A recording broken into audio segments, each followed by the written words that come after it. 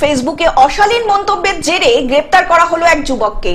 ফেসবুকে অশালীন মন্তব্য ঘিরে উত্তেজনা ছড়ালো মেদিনীপুর সদর থানা এলাকায়। সোমবার রাতে রাজু মাঝি নামে এক এলাকার এক যুবককে গ্রেপ্তার করে পুলিশ।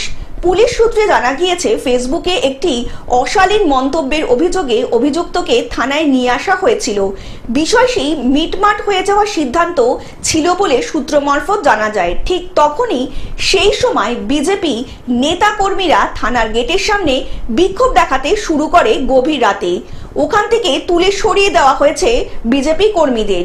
বিজেপির অভিযোগ, তাদের এক কর্মী ফেসবুকের তৃণমূলের বিরুদ্ধে মন্তব্য করায় পুলিশ তাকে গ্রেপ্তার করেছে মিথ্যে অপবাদে।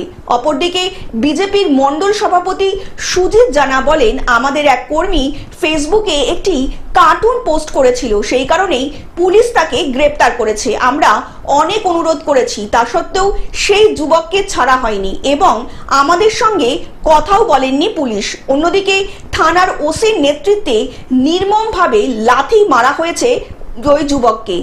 রীতিমতো 8 জন বিজেপি কর্মী আহত হয়েছেন। অন্যদিকে মঙ্গলবার মেদিনীপুর এইচডিও কোর্টে ওই যুবককে তোলা হয়।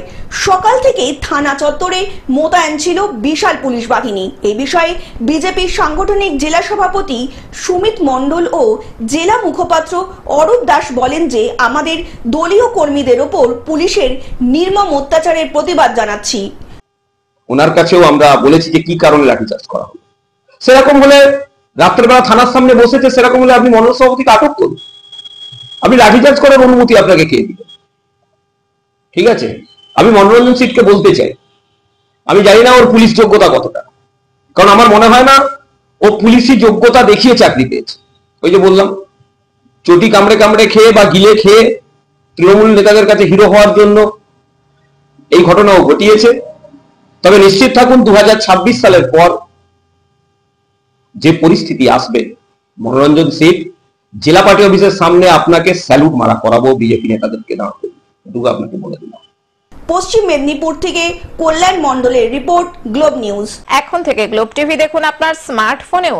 গুগল প্লে স্টোর অথবা অ্যাপল স্টোর থেকে ডাউনলোড করুন গ্লোব টিভি লাইভ অ্যাপ। এছাড়াও জিও টিভি অ্যাপ থেকেও দেখুন গ্লোব টিভি লাইভ।